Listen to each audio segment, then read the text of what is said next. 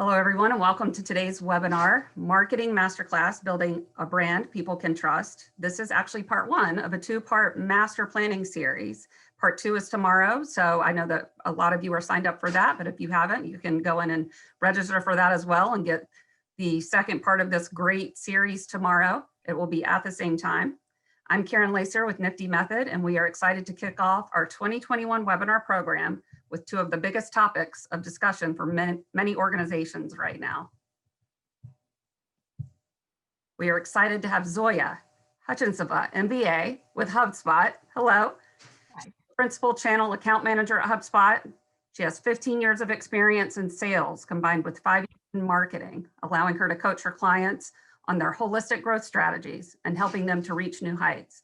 And at Nifty Method, we are lucky to work with her often and highly recommend all of the content that you're getting ready to hear. It's going to be amazing. So with that, I just want to let everyone know that today's webinar will be recorded and an email with that link will be sent out after the webinar.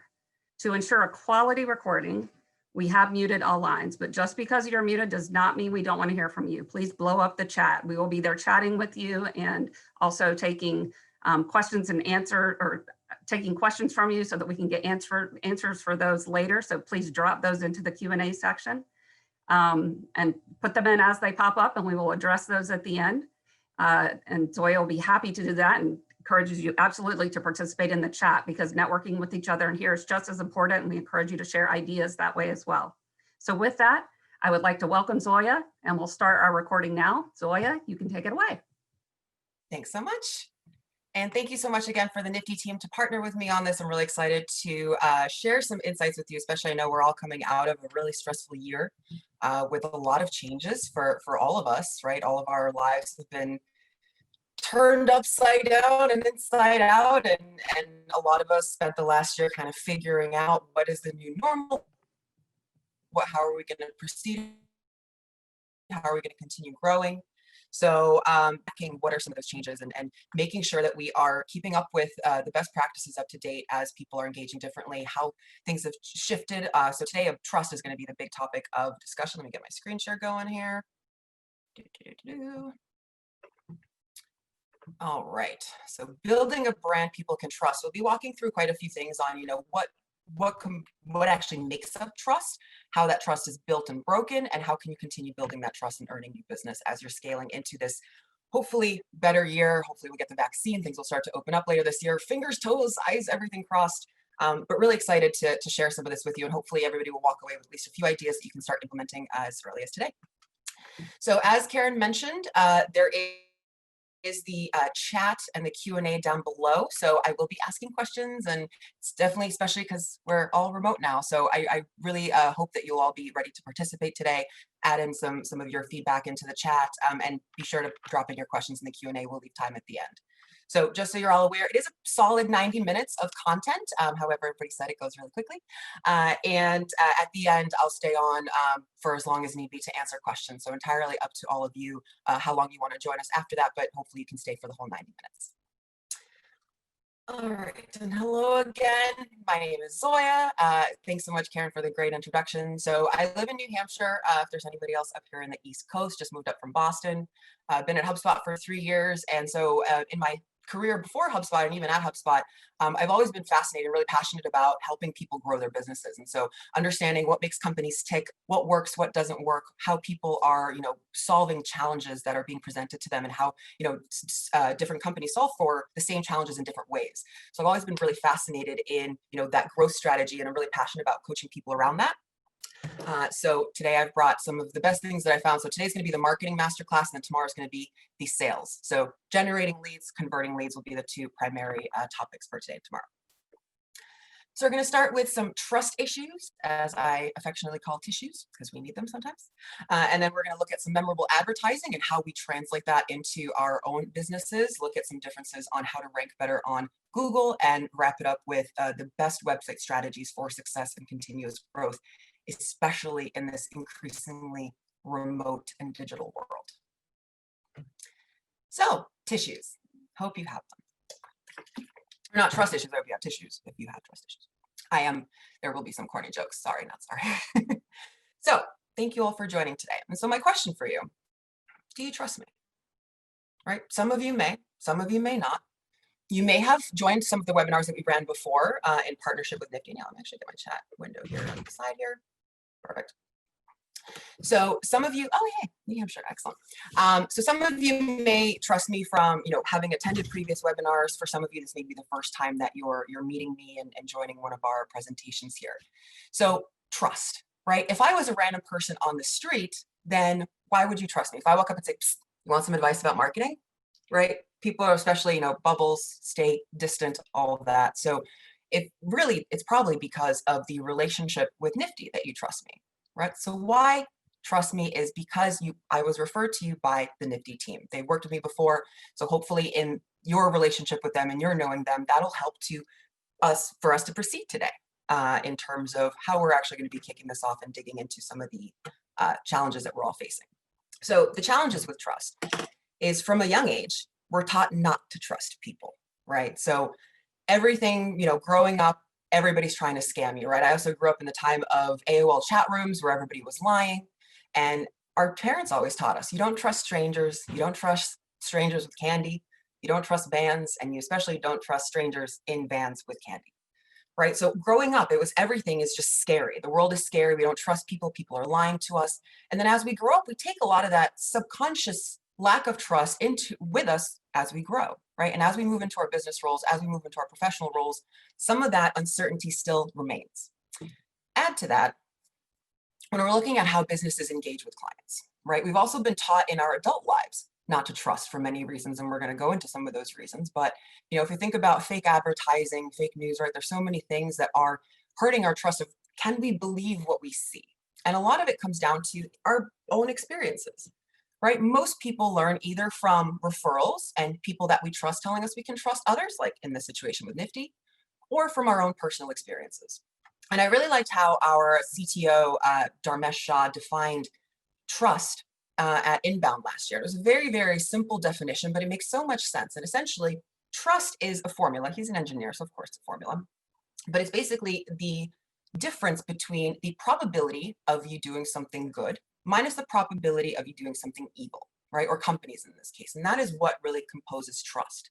Are you more likely to do something positive for me instead of negative, right? So if you can really focus on how are you presenting your messaging, how are you sharing this, that we are going to be helping you, we're going to be guiding you, we're here to support you, we're that long-term partner, and getting rid of some of that negative connotations. Could be based on industries, based on previous experiences, based on negative reviews, a lot of different things that could compose that. So we're really going to be diving in, and hopefully as we continue, we'll build trust amongst ourselves. And of course, any follow-up conversations, if we want to dig more into your own use cases, we can do that as well. So even before all of this, we always had a trust problem in marketing and sales, right? Before 2020, before everything was really put to the test last year with, racial injustice and everything going on politically speaking, it was just a very stressful year for many of us. And so in terms of how we think about that trust, right? So marketers, even before all of this, had some trust problems, and salespeople down here too, a step above politicians. So we're still winning there, but closer to the bottom, right? And if you think about all these metrics here, it kind of makes sense the people that you trust more, right? The people that you have more personal relationships with, the people that are there to save your lives, right? Your doctors, your firefighters, your teachers, your nurses, right? The people that you know personally, and that they're there to help you. They're there to help fix your broken bones and fix your teeth and put out the fire in your house and teach your children, right? And as we get closer to the bottom, a lot of these roles start to become a little bit more self-servicing, right? Marketers, it's kind of innate bias. I'm not here promoting Salesforce. I work at HubSpot. So there is that sort of innate bias in terms of how people are engaging. And so that also hurts with trust in terms of, can we believe your advertising? Can we believe what, the internet is saying and what you're telling me about your own services? So why don't we trust marketing, right? Why are we so low on that list? So first of all, marketing, a lot of the times, lacks personality, right? They're just there pushing products. They're there to serve their own needs and not really always looking to help me in my day-to-day as much as they're just trying to hit their own goals, right? A lot of ad fraud and data privacy being a big part of that as well. If I give you my information, can I trust you with that information, right? With everything going on with Facebook and getting all of our information sold out there en masse for marketing purposes, for everything else, a lot of people are really holding that closer to the chest or even creating fake profiles, fake emails, so that they don't have to give up their real information. But then that also hurts how we're able to remarket and really convert these people as well. A lot of fake news, fake profiles on social media, fake reviews, all that stuff. It's really hard to continue to validate that as you scale, as the internet sort of takes over part of your brand for you. Photoshop, the hoopla and hyperbole, stale and unimaginative advertising also gets really hard to really continuously engage with. Bad reviews, of course. And this is one of my favorite stats here, is a lot of the reasons that we don't trust in marketing is also a reason, is also just a simple explanation of us being very averse to it. So we are actually, on average, most people, especially now that we're remote, we're on our phones all the time, you know, everything right now, there's advertising on the sidelines. And the average person sees 4,000 to 10,000 advertisements a day. That is a lot, right? So thinking about your own messaging, if you know you're competing with up to 10,000 other people or 10,000 other companies and advertisements, how are you going to break through that? How are you going to make sure that your messaging sticks? And moreover, that it sticks past right now, past tomorrow, past next week? How do you build that long-lasting connection in their mind so that you are the company that's going to be helping them solve their issues?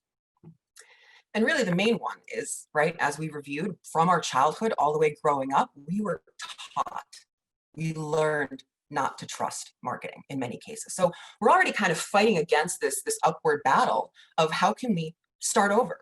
How can we come into this world and say, you know what, I know we messed up before and I'm sorry about that. I know other people have made us look bad and I'm sorry about that, right? Your insurance companies, your sales, your used car dealerships, right? We all have that bad connotation.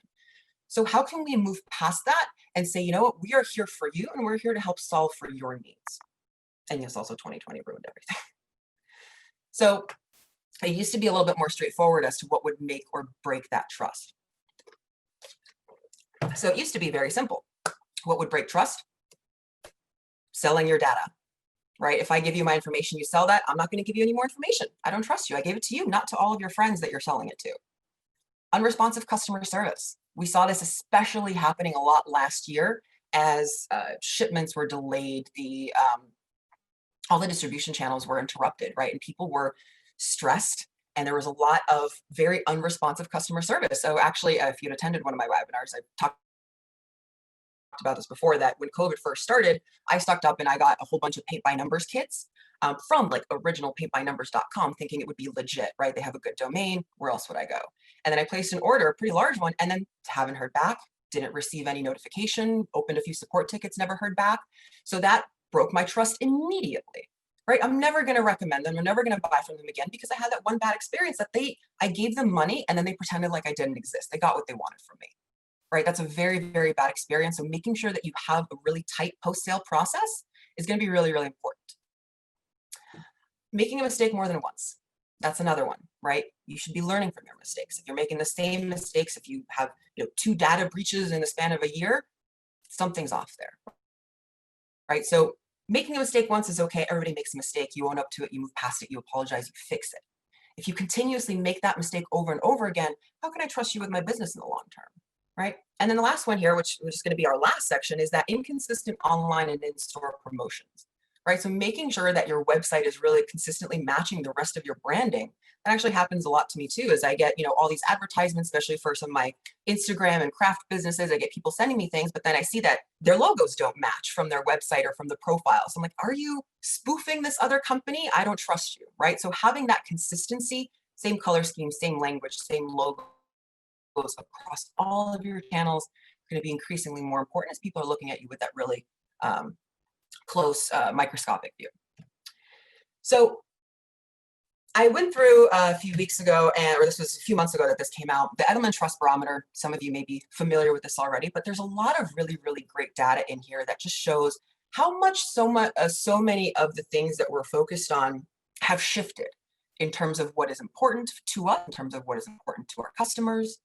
So the biggest shift has been in how we're handling our relationships with our clients. And hopefully I'm not breaking up too much because internet is unstable. There we go. So one of the biggest breakaway metrics here is that amid the pandemic, societal and personal needs have converged, right? It used to be a bigger difference between what is personal, what is professional, right? You used to leave your job at the office, you leave your home at home, and there was that distinction between what is personal and what is societal. COVID changed a lot of that, right? Now our businesses are at home, and also when we're leaving to go to a business that is still open, we're putting our own families at risk, right? So a lot of those needs have shifted in terms of how are the companies that I'm working with, are they protecting the communities? Are they protecting my neighbors, my families, right? All those things that the pandemic equalized everything, right? Doesn't matter what color skin you have, if you're rich or poor, everybody's in the same boat here. So having those societal and personal needs converge means that people are looking to companies and businesses, in addition to governments, and probably in some case more than governments, to really be that support and be that guidance and be that protector. Because especially being in many cases, in putting the injections in the economy, your local economies, having the job market, the revenues, everything else, paying your taxes to your local communities, keeping your customers safe is going to be a really, really important part of that as well. So, and there was an interesting line here that I wanted to read from this report. So half of people said they believe business is doing poorly, mediocre, or completely failing at putting people before profits. Only 43% agreed that companies were protecting their employees sufficiently from COVID-19. Did not agree that business was helping smaller suppliers and business customers stay afloat. Despite advertisers investing in ad hoc campaigns to demonstrate their commitment to customers in these trying times, just 29% of people believe that chief executives are doing an outstanding job responding to demands on them placed by the pandemic as compared to scientists, 53%, and world leaders, 45%. So people are looking at these executives to really be online or in line there with the other leaders in our communities in the world to help us keep your employees safe and keep our customers safe as well. Also, this is another big one that broke out last year, right? So no distinction between the reputation and the role of brands in addressing racism. So this has been another really touchy subject in the last year. We've been seeing a lot of companies that are really, taking it on head first. And HubSpot, I've been very, very proud and impressed to see how much they really took that to heart and, putting out more DI&B initiatives and really working on hiring to diversify our team and our people. And so it's really important that in keeping that trust, you're ensuring that your organization is racially representative. It wasn't really something that a lot of people looked at historically, but now that so much has really come out of the darkness in the last year and has really brought light to a lot of those systematic racism issues that, now people are looking at companies and saying, hey, what are you doing? How's your part in this? What are you doing to help solve for these challenges? Because guess what? Your customers are of all different shapes and sizes and colors. So showing that representation internally is also going to help to earn more business as well and help you get to that next phase of growth. And there's another couple stats in here that will show is that, how much you owe it to protect. It's the same thing, pandemic and racial injustice. You owe it to your employees, right? If you are building that community, you owe it to your employees to protect them, their families, and their well-being as well. So a lot more people are really leaning on that brand trust more today than ever before. And before it was, do you have the best products? Do you have the best services? Now it's, can I trust you? Right? And we're seeing this massive increase in how much more important trust is now than ever before, especially in this primary range here, where over 70% of people are saying that trust is the most important metric in choosing to work with businesses, and it has been growing. So we're seeing a lot of more shifts in people looking at trust. Specifically, oh, nope. So my slides are a little overlapping there. Nope. Sorry, quick pause. I have no idea how that happened. That's not even on this slide. Technical difficulties, please hold. Let me just fix this.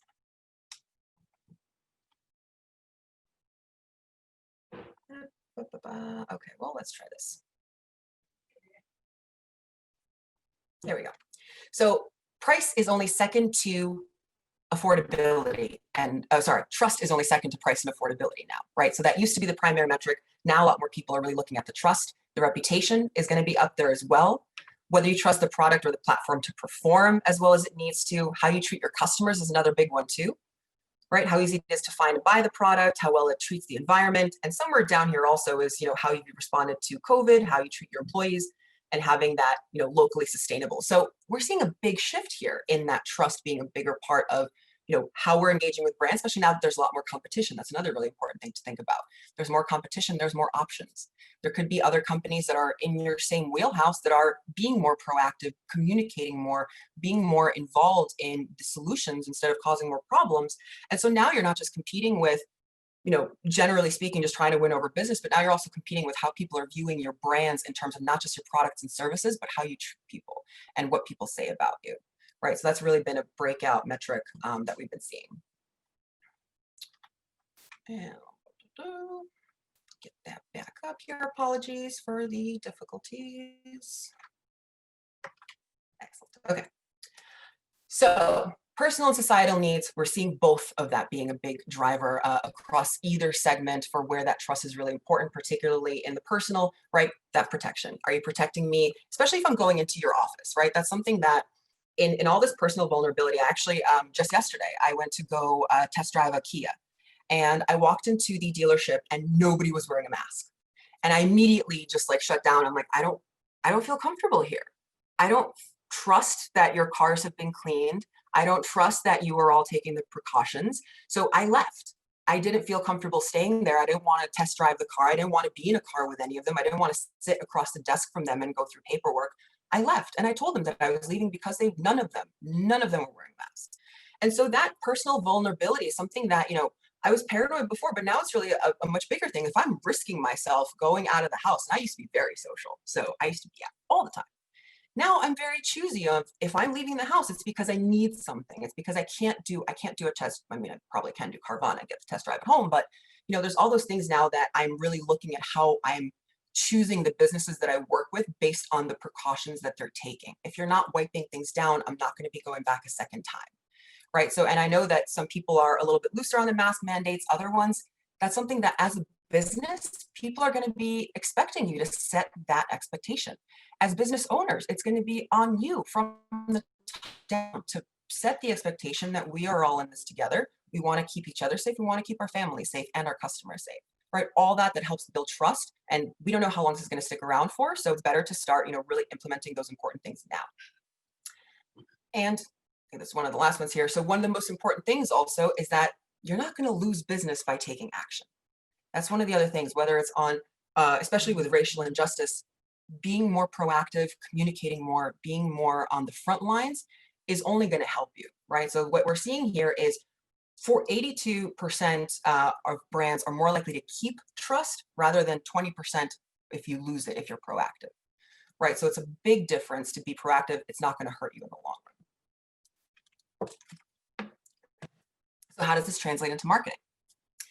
One of the main things is, right, when we're looking at, as marketers, how are we presenting our brands, right? It's no longer just self-expression of here's why we're so great, here's why we're the best, here's why we are the trendsetters, right? That's not really where the case is anymore. I don't care how great you are. I care about, am I going to be safe using your products?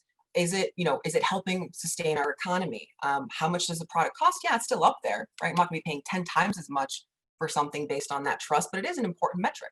So in what we're going to be going through now in this next section here, specifically, how do we build that trust? So we're focusing less on that, how great am I, and this is why you should want to work with me, and more on how are we here to help you, and how do we help solve for your challenges? So our first chat interaction. Where would you say, based on, especially as we're thinking about how you've spent your time this past year, how you're thinking about spending your time this year, where have you traditionally spent most of your time? Building trust or pushing your products?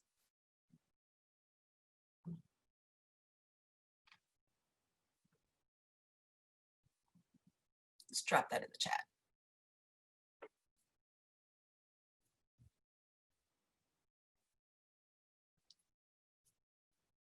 And that could be anything across, the email campaigns that you're sending, the paid advertising, the online messaging on your website. What do you think, if you're thinking honestly, introspectively, what is the main messaging of your brand? Are you focused more on building that trust or on pushing your products or services?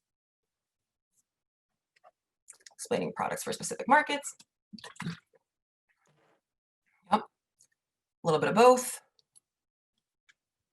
Pushing products rather than building trust. That's marketers, right? That's a lot of what we were taught to do. It's a lot of what we're hired to do is how beautifully can you lie for me, right? That was one of my first marketing jobs out of college is, I was working for this company that they knew they weren't all that great. So a lot of what they wanted me to do is how can I use pretty language to make it sound better?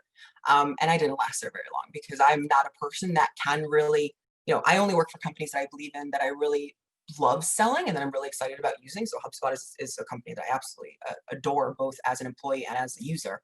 But yeah, building that trust is going to be a really, really important factor in being able to continue growing rather than just pushing products, because at the end of the day, products are going to be pretty the same, right? I mean, if I'm looking across 5 different CRM companies, a lot of it's going to be apples to apples, but it's that trust, it's that ongoing customer support, the education, all that extra stuff that you do that's going to differentiate you from your competition. So if you take anything away from the data I showed it to you today, let it be this. Your main focus as a marketer, your main responsibility is to build trust with your audience. You shouldn't be hiring people based on how well they can position things, right? Or how beautifully they can lie, like in one of my first marketing experiences. What you really should be looking for is how good are they at understanding what your customers want and what you need to show them to earn that trust. So if most of your marketing content is about selling your products and talking about how great you are, then you're missing out the point of what the marketing should be doing, and that's building that trust, because trust is going to be your primary currency, right? Let's let sink in, right? Sales has revenue, marketing has trust. That is how you sell things, right? When's the last time you bought anything that you didn't trust, right? Am I going to buy a car that I'm like,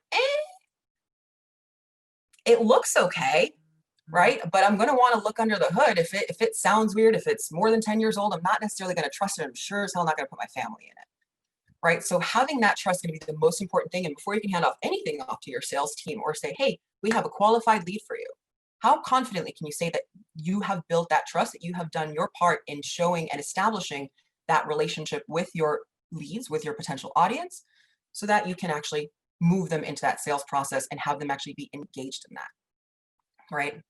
You can't sell anything without trust, right? Bottles of water that were opened, anything, some random guy off the street, all that isn't involving trust. So it's up to you to really be that essential first voice of the brand, first face that they see, and building a messaging around collaboration and trust. So how do you earn that trust, right? A few tips here, and we're going to be going through this in more detail as we continue here. So first of all, creating compelling content. What is compelling? So clearly demonstrates the authority and expertise of the author, adds significant value and knowledge to the reader, makes readers want to share the content with others, and I'll show you some tips on how to do that too, and assure the reader that the author can be trusted on a particular subject, right? So compelling content is going to be really, really important so that it's not just all fluff and it's not just all like, line items of here's why we're great, but really making sure that you're building out more content and showing your authority and how you can apply those products or services to solve for challenges that your customers may have. Another great one to build trust, sharing real stories. Brag about your customers. The best way, and if any of you know the flywheel, which I hope you all do, and I think I have a picture in here somewhere of it, but your best customers become your best promoters and they help fuel that growth and attract more strangers, right? So a great way to build trust is to show, hey, Miss Prospect, I have somebody here that I help that's just like you. They're in your job, they had the exact same challenges, and here's what we did for them. I will step back and let them tell you their story. User-generated content is huge in helping to build up that brand, build up that trust, and leverage that word of mouth, because guess what? The people that you're helping, they network. They have their community groups that they're in, and they know other people in their job. So if they have a good experience with you, they're much more likely to get you better referrals and super qualified referrals because they're going to tell their friends about the great experiences, right? So a really, really great way to build trust, and this is something that I'm shocked more people don't do, is proactively ask for referrals. Ask for feedback, ask for referrals, do your NPS surveys and all that to identify who your promoters, who your detractors are, so you can continue engaging with them. But really make sure that you are leveraging all of the people that you have to help fuel your marketing. And that's actually one of the biggest things. Actually, for one of our products, we have a service hub. Most people that buy it are actually marketers because they want to leverage those surveys so they know where they can do those, client campaigns and case studies. So all this put together, what are the important things? Being authentic, right?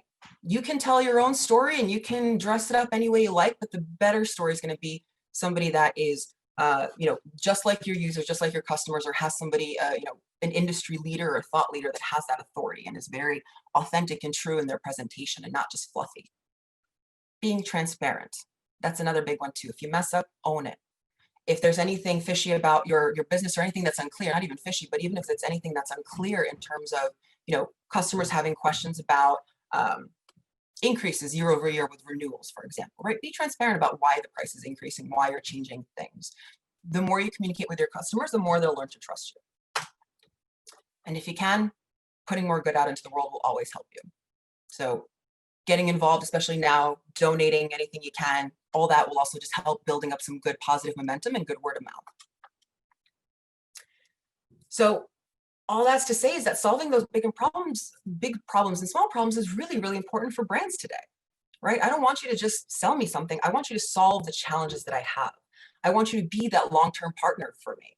I don't want to look for a new agency partner or a new car or whatever it is every year or every few months if I feel like something's falling apart. So being that long-term partner, being dependable, being a good source of information, teach me what I need to know. Help me to go fishing for myself, right? Teach, educate, support, guide, all those things that you're really helping your customers to be more self-sufficient. And then of course, solving the society's problems as well, being that secondary part that's also very important in being more engaged in your communities and being that protector. So this is a great campaign I wanted to highlight is in terms of putting more good into the world. This is a great example of some of you may be familiar with Harmon Brothers. I actually was not familiar with the agency, but I'm very familiar with their campaigns. So what was it? Squatty Potty is one of their big ones. But what they did is they put together this campaign and said, hey, yeah, last year was really shitty. It was a terrible year for a lot of us, but we are here to help and we have the power to do so. So what they did was they put together this campaign that said, we're going to tell us your story. Tell us how you're helping people, what you're doing to get involved, and we're going to do a free $100,000 campaign for you and poop to gold. So turn your business into this big entity that kind of takes on a life of its own. As you all, I'm sure, have seen the Squatty Potty commercials, and they did poopery back in the day as well. So doing something like this where you can get more engaged, and they actually got picked up by Oprah. So putting more good into the world actually helped them get a lot of free advertising. So it's not to say it's why you should do it, but sure doesn't hurt. It does have those passive benefits as well. For transparency, this is a great example that I always like to highlight, is Lemonade's Transparency Chronicles. I don't know if you are all familiar with them or not, but I think what they do is absolutely beautiful. They have a whole blog on their site that's talking about their failures. How many companies can you say really do that? We're going to not just mention that we messed up, or we're not going to just mention that we, failed somewhere along the way, but we're going to document everything and teach you and share our own learnings, right? We're going to share what we learned from this, what we took away, how we improved, how we iterated, right? That's a really, really great way to build that, to be transparent, be authentic, and build that trust, because nobody expects you to be perfect, right? I think that's one of the biggest things is nobody expects anybody to be 100% perfect all the time. But it's how we handle those imperfections that really makes all the difference if people are going to want to work with us again, or if they're going to want to recommend us, right? So key takeaways here, trust, right? All of you that said that you realize that, yeah, you know what, maybe I was spending more time pushing our services, pushing our products, talking about how we compare, how we're better, all that other stuff, instead of building that trust and solving those challenges and really talking to people in a more humanizing way. So building that currency that you can then convert into real revenue for your companies. And guess what? I know I work with a lot of marketers. They're always fighting for more budgets year over year. Guess how you can get more budget? Build more trust, drive those conversions, make sure you're tracking everything. But then you can say, hey, this campaign that I did that helped us to, break through some of our, challenges of the past. If we had a bad review from 5 years ago, this helps us to break through. These are the campaigns that we did to specifically work around that trust. And here's the revenue that generated from the marketing qualified leads that we sent. And I bet you $1 if you do a comparison for previously driven MQLs based off of product focused campaigns versus MQLs based off of trust and relationship focused campaigns, you're going to see a pretty stark difference in terms of which is converting more and which is more likely to be a stickier customer that's spending more money with you as well, right? Because that's one of the other things too. You have to add value to extract value. If you add a little bit, you're going to extract a little bit. If you add a lot, you're going to extract a lot more. One of the other things, right? People are relying on brands a lot more than ever before for protection, information, support. We're all in this together, and people are really relying and looking to you and to your leadership and to your teams to be that guidance and be that support. Marketing should be focusing more on building trust through transparency and good deeds. That's another one too. I mean, the good deeds is optional, right? But it does help. So wherever you can, get involved, give something back, something that a lot of people are really going to respect and admire you for. So let's look at some messaging that breaks through, and hopefully you don't hear the vacuum on the other side of the door. Most iconic ads of all time. I'm sure some of these are going to be familiar. How are we building our messaging, right? So we can do it. Very classic ad after World War II. This was produced by J. Howard Miller in 1943 for Westinghouse Electric. And it was an inspirational call to action for women to get involved, right? Their husbands were on the front lines. They were at work. So you know what, ladies, roll up your sleeves. We can do this, right? Think small, Beetle. This was another one. It's a very, very simple campaign. And the simplicity is what's beautiful about it. There's no hyperbole or hoopla. They're not saying, oh, we're the best ever. No, they said, hey, this is what we are. We are small. We are simple. So what this tells you is don't sell your product or company for something that it's not, because people are going to recognize that. They're going to sniff out dishonesty. So if you are the first to say, this is what we are and this is what we're not, you're going to get a lot more qualified leads that also respect that. You know what? I don't need everything that you're not. I don't need you to do all this and slice bread. I just need you to do this one basic thing. And that is what I know you for, and that is what I want you for, right? Leaning on that. Most interesting man in the world, right? Dos Equis. If you want to be cool, you want to be like this guy, you got to drink Dos Equis. He always had that swagger, surrounded by beautiful women, beautiful places, right? Building that experience. Got Milk, one of the longest running campaigns, not selling a new idea, right? It's milk. It's always been around. But what they're doing is they're selling the idea of, do you want strong bones? Do you want to be like Wolverine? Then get milk, right? And then the last one, this is one of my favorites, is De Beers. So diamonds weren't really a thing, right? Especially there was never really an expectation for engagement rings. So De Beers was really the first one to spear market engagement rings being, or sorry, diamonds being the base expectation for an engagement ring, right? This actually started after World War II, as early as the 1930s, to really beef up that campaign, sell more diamonds, and build this exclusivity that diamond is forever, right? And that forever is your love. So what do all these campaigns have in common, right? Any guesses in the chat of what are some of the overarching themes that you may have picked up on as we're looking through some of those classic advertisements?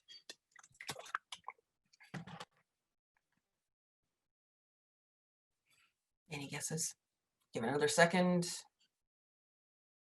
There will be more chat, so because I don't want to go too over time. So let's get a little quicker. So I'll give you a warning next time there's another question coming up. So all these campaigns, really what they evoke is a feeling of some sort, right? They all had this emotional connection, whether it was, you know, wanting a diamond for the engagement, or rather it's, you know what, this is going to be that solution for your business to help you grow. So all of those types of advertisements had those emotions, right? And let's look at what are, if we think about it, let me back that up. If we think about it, it really breaks down, and there's two kinds of marketing: emotional and rational. So rational marketing is probably what a lot of you may be familiar with, especially if you're more B2B. That's typically where I see most of the trends, is B2B marketing tends to be hyper rational, right? Promotes quality, usefulness, emphasizes the benefit, and appeals to the rational or logical customer. Then there's emotional marketing, right? And this is where I usually see, for the most part, is you have rational marketing on the B2B and you have the emotional marketing on the B2C. And the emotional marketing is what approaches the customer on a personal level, focuses more on tone, the lighting, the mood, increases that loyalty, and builds those conversions, right? So two different types of marketing. So get ready to answer in chat, everybody. Get your typing keyboards ready, or typing fingers ready. Which do you think is more powerful? And I'll put this in here too. Does your answer change if it's B2B or B2C? And why? You don't have to answer the why if you think that it's too much typing, but at least gut instinct, or which ones are you doing more of? Are you doing more of the emotional and the rational? And with your answer, just say, you know, are you in B2C or B2B with what you're doing primarily? Do, do, do, do, do, do, do, do, do, do, do. I will wait. B2B, all right. Perfect. So for which one is more powerful? B2B is more power, or sorry, B2B, you're all on B2B. Okay, great. And which do you think is more powerful, emotional or rational? Especially for Liana and Milena that answered. B2B, rational for B2B. Yep, emotional, more powerful. But in the end, you're dealing with a person, so it doesn't really matter if it's B2B or B2C. So now you get a sticker. Yes, we're going to come to that. Let me show you a couple. Yep, emotional, more powerful, emotional, more powerful. Yes, let's take a look at a couple examples. Make sure I have my sound sharing on. Share computer sound. Okay, quick example. This man right here is my great-grandfather. He's the first cat herder in our family. Herding cats. Don't let anybody tell you it's easy. Anybody can herd cattle. Holding together 10,000 half wild short hairs. Well, that's another thing altogether. Being a cat herder is probably about the toughest thing I think I've ever done. I got this one this morning right here, and if you look at his face, it's just ripped to shreds, you know. You see the movies, you hear the stories. I'm living a dream. Not everyone can do what we do. I wouldn't do nothing else. It ain't an easy job, but when you bring a herd into town and you ain't lost a one of them, ain't a feeling like it in the world.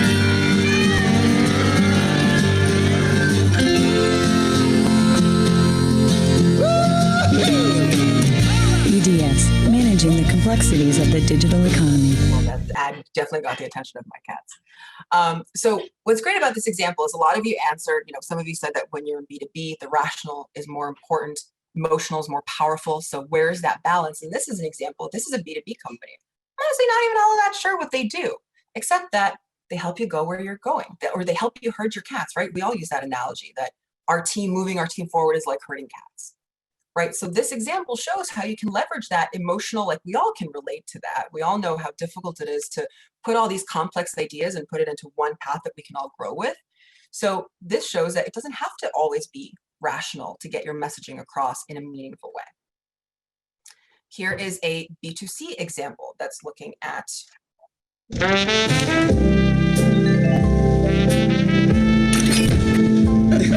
Hinge is dying for people to find each other.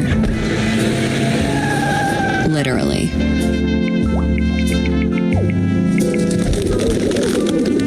Because when our users hit it off, we bite the dust. And we're thrilled to death about it. Hinge, the dating app designed to be deleted. Yeah, we'll definitely come back around to that, Leanna. That's a great question. So in this example, right, this is Hinge, dating app, if you may or may not know. And this has got a little bit of that both, right? It's got both the rational of our product works so that if it does its job, you will delete it, right? We will become insignificant because we're going to do our job well, right? That's a rational sort of presentation, but it's also emotional because it's saying, hey, you don't have to, we're going to be effective. We're going to help to solve for your challenge of finding your person, finding the love of your life.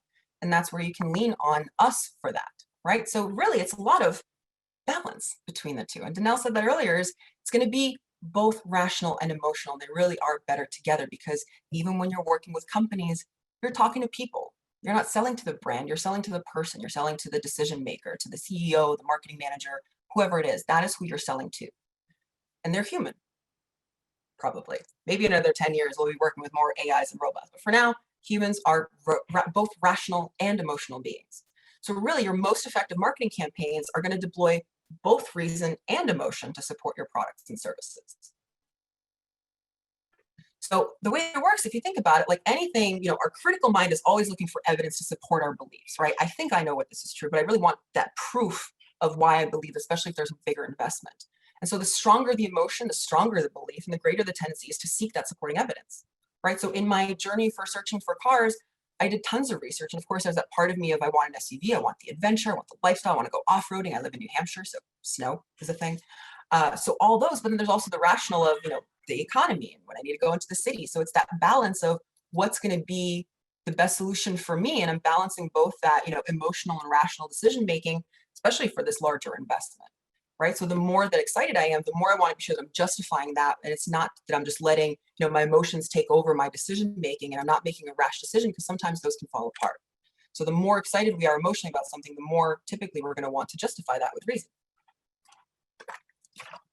So why do emotions matter in B2B decisions, right? People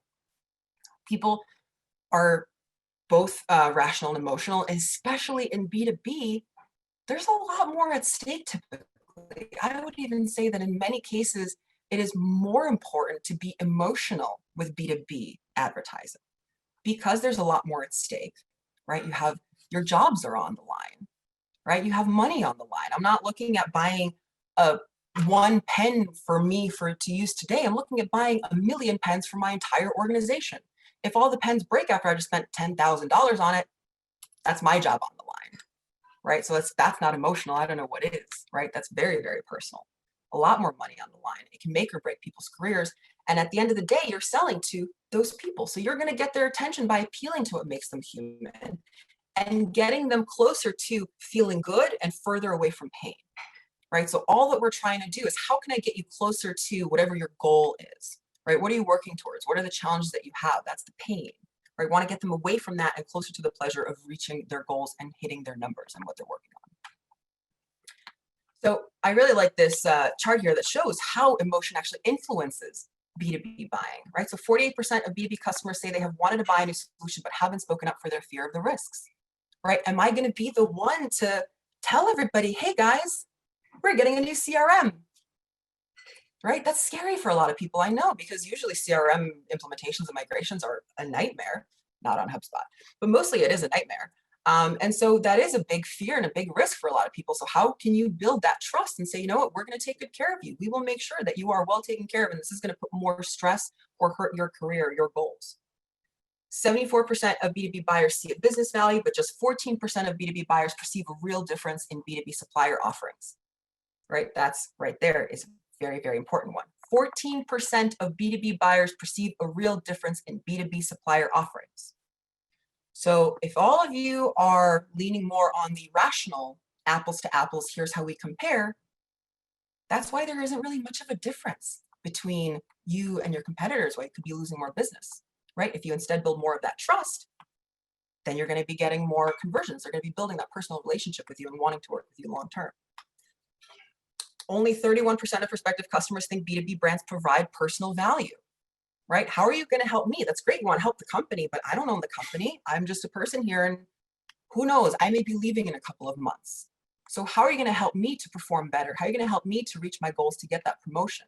Right? It's one of the things that whenever I'm selling Hubspot, I always love to ask my customers, what is this going to do for you? How can I make you look good to your boss? What are you working on personally? Like, yeah, you have your company goals, but if they're my cheerleader inside the organization, they're going to help me get in front of the right decision makers and build this case. I definitely want to understand what they care about, what they're interested in, and how I can best help to guide them and help them reach their goals in partnership with me hitting my own and working together with both of our businesses. 68% of buyers who see a personal value will pay a higher price for a service.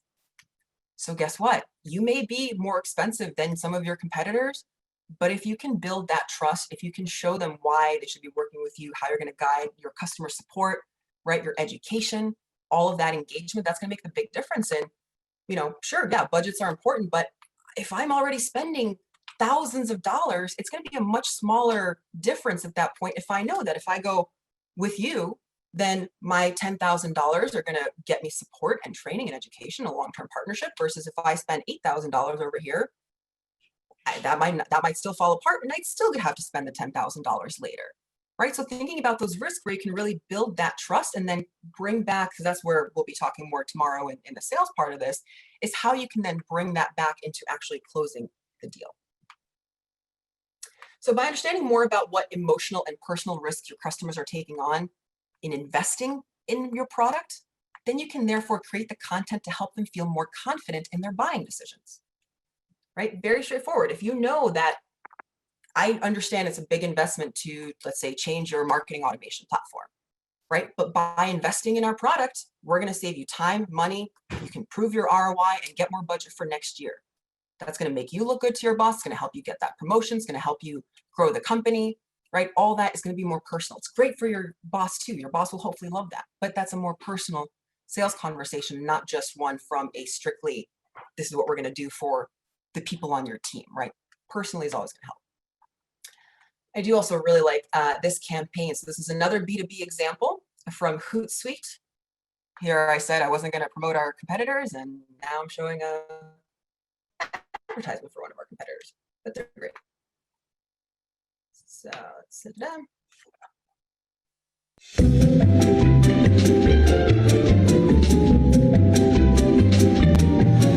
Hootsuite, as far as look and feel, let's say it's very Windows 95. Need a better looking UI and flow. Works great though, just like Windows 95. Wow, Hootsuite has a truly horrible web interface. I mean, really, it's just awful. Tweet is awful. Hootsuite needs to be on Extreme Makeover, UI edition. You know what's great about Hootsuite? Everything except the design. Looks like something my kids slapped together.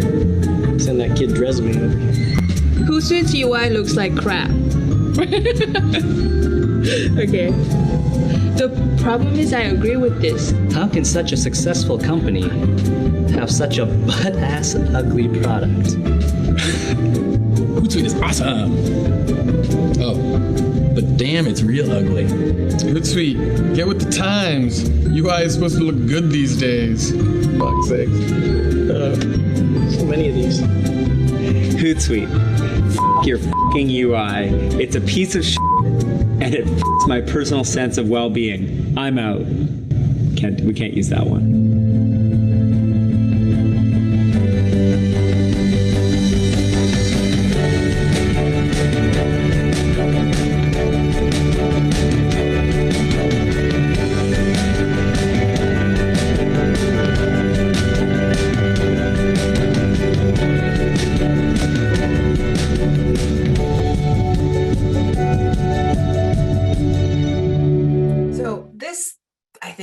Perfectly sums up a few of the themes that we've already seen so far. Is first of all, that transparency and authenticity, right? This is where we failed. Sorry. We know that we have more value to drive, and we care about your experience. We care about helping you solve your problems. We fixed it. We heard you, we fixed it, and we own it, right? We take ownership for our bad UI, UX. It's better now, right? Come back.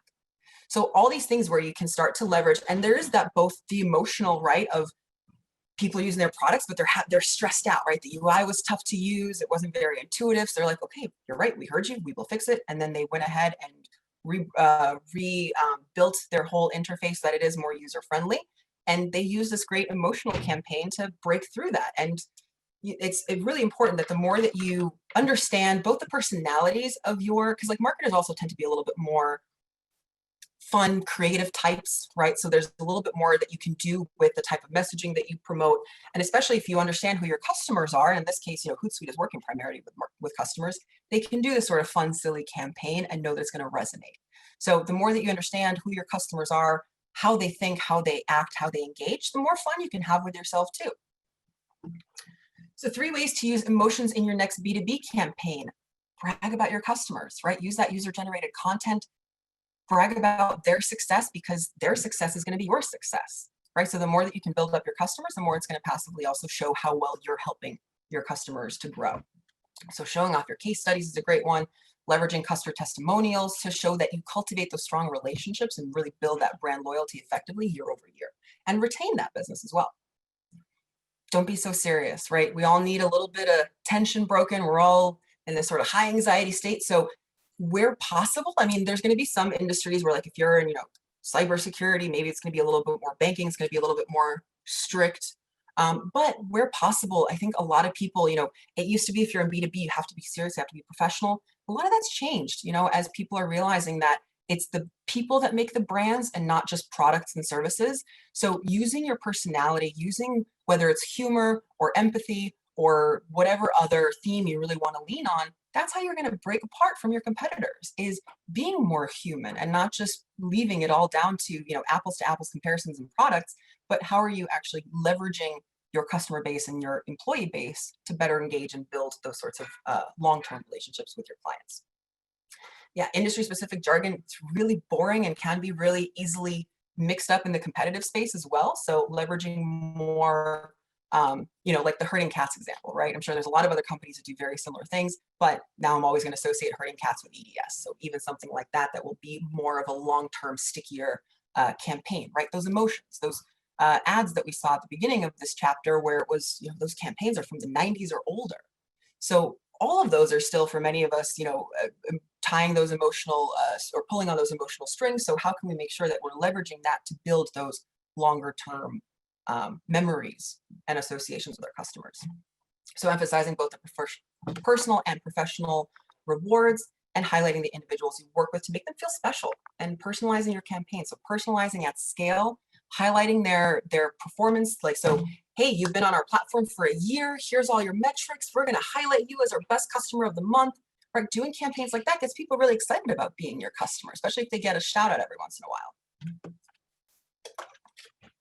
And so another thing too here is when we're looking at the influence build, right? So one of the things that we saw here is leveraging, bragging about your customers, right? Being a really, really important metric. And this, I think, proves it more than anything. So the two, and it's difference of one, right? Where you can have your industry expert and have, this is the person that built the internet, and they're going to tell us about how to leverage the internet. And they have a lot of authority because they understand the internet. They built it, right? That is going to be a great person. Second best only by 1%, a person just like you. So me as an individual contributor, or whoever your personas are, right? So the personas that you're targeting, the personas that your content is really focused around, leveraging more people like your customers, using that word of mouth, using that user-generated content is going to be just as powerful as having that industry expert. So especially for startups, I find that a lot, that you don't always have maybe somebody that has a lot of authority that's willing to give time and all of that to help you scale. So startups especially typically have a lot more luck with using their customer in their first few successful case studies to build and to scale up faster. So key takeaways: most effective marketing campaigns, whether you're B2C or B2B, they're going to leverage both emotional and rational tactics to build that trust, and using real people and real examples that you've helped will typically help you get further than your own words. Okay, quick stretch. Halfway through, well, a little more than halfway through, but a few more chapters here. So now we're going to look at how to rank on Google. Right, so hopefully the Nifty team won't be too mad at me for giving away all the secrets here, but this will hopefully give you some insight into where you should be spending your time and money and energy especially. So here we go. Another opportunity for chat engagement here. So show of hands or comments, how many of you have paid for SEO? And if so, do you feel you got your money's worth? Right, because the more, and as drop in your answers here, but the more that because I work with, in my role, I work with all sorts of companies, and I work with sales leaders, marketing leaders, CEOs of everything from 5 people companies to global, 20 offices worldwide and thousands of people. So the range is quite vast. And I'm surprised with how many people I talk to that they pay a lot for SEO, that's their main strategy. And then I ask what they're doing, they say keywords. Right? It's like, oh, well, we do SEO, we have keywords. Okay, cool. What are you doing with the keywords? Like, are you just plastering them everywhere? Are you just saying marketing? We do marketing, content marketing, digital marketing, right? It's not really going to help for what that strategy is. And the more that I talk to people, the more that I realize that the concept of people, especially a lot of clients, is they know they need SEO. So, we get calls of, oh, hey, I need help with SEO. Okay, great. Why? What does SEO mean to you? What do you think that means? Because I find more and more just becoming a buzzword that people are saying that, well, we need to do some of it, right? Whatever it is, we need to do it because everybody else is doing it. But what does it actually mean? And yes, it is a lot of work. And so where do your customers come from, right? Why are we spending our time and energy on SEOs? Because it's going to help you to rank higher on Google. So where do your customers come from, right? Your search engine research pages, your direct traffic, your social media, paid advertising, hopefully maybe your content and blog, videos and YouTube, right? All those places that are lead sources. But how well do you really understand your audience, right? So if they're coming from all those different sources, and hopefully you're getting more from, some more direct traffic, you're doing your advertising, your social campaigns, you're bringing those people back to your website, but do you really understand what your website does for them and how you can be that guiding light for them in their time of need, right? And especially now in this increasingly digital world, the website is becoming more and more important, right? That's your main salesperson. That's your first point of contact. That is your first impression. That is the validity of this random company called me or emailed me, and I'm going to check their website and see if they're legit, right? And if I'm not looking directly for you, then how can I find you on my natural path, right? What does that buyer's journey look like for your personas? How can you best catch your buyers and your personas as they're on that journey and capitalize on their using those search terms to search for their answers? And how can we keep them on your site once they find it? So in order to best optimize your website for search and rankings, you first really need to have a deep understanding of your audience. It's not just about, well, we do marketing, so we're going to buy a bunch of keywords and try and rank for marketing, right? Because keywords, and even Google understands that now, that it's not just about having those keywords, about your content strategy. It's about that. What do you really understand about what these words really mean for you, for your customers, for your business, how it all fits together? Right? So understand your customers. That's who are they? What do they care about? What can you help them with and how? Right? The more that you learn about them and the more that you interviews is a great one to how to talk to them, how to get this information if you don't already have that. But particularly, yes, you will get a copy of this. And there are other links and things in here as well. So particularly the more that you understand really those details about the marketing managers of mid-sized companies in California that work with IT and need these specific challenges. Okay, great. I understand exactly what those people need.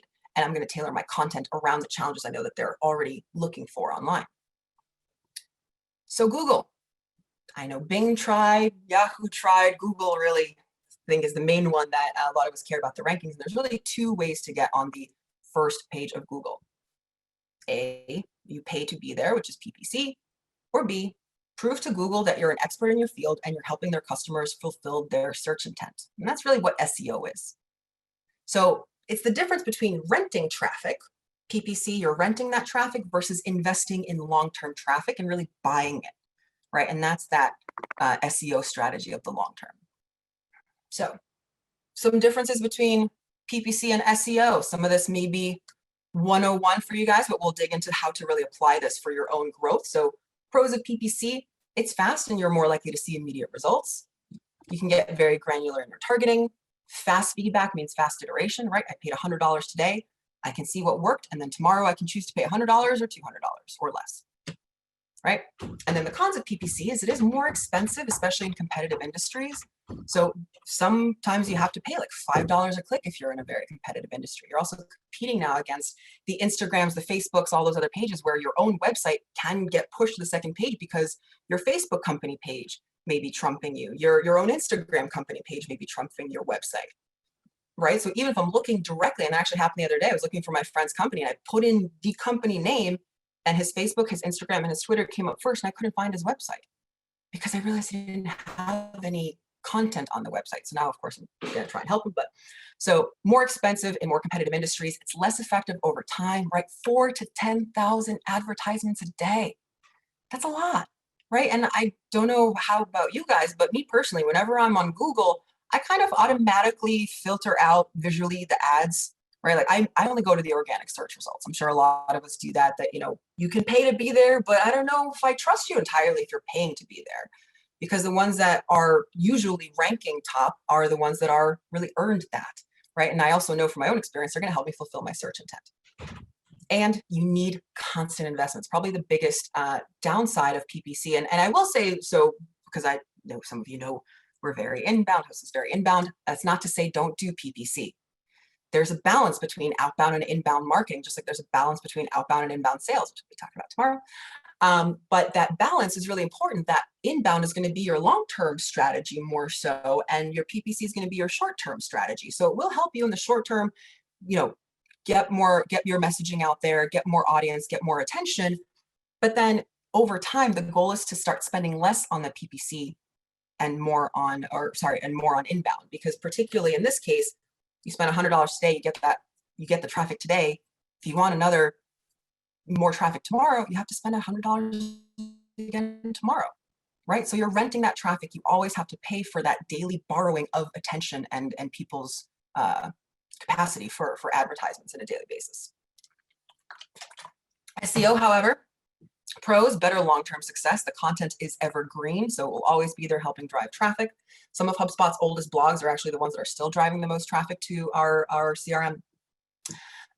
Drives down the cost of acquisition over time, right? So you're buying that traffic, your content is already there. And as people are doing their searches, they're going to be naturally finding their ways to your site. And you're not going to have to pay for that attention. You earn it because you're understanding your customers and you're keeping them engaged on your site with your brand and your content. Cons, it does take longer to see the results, 3 to 6 months, probably at least. But really, it's when we're looking at, the full ROI of inbound, it's really in that 6 to 12 month range where you're really going to be seeing more, scale instead of just growth, which growth is linear, scale is exponential. So in that second 6 months is really typically where you see more of it, right? As you're getting more shares, you're getting more history built around the performance of your content, and that's going to help Google rank you higher and higher.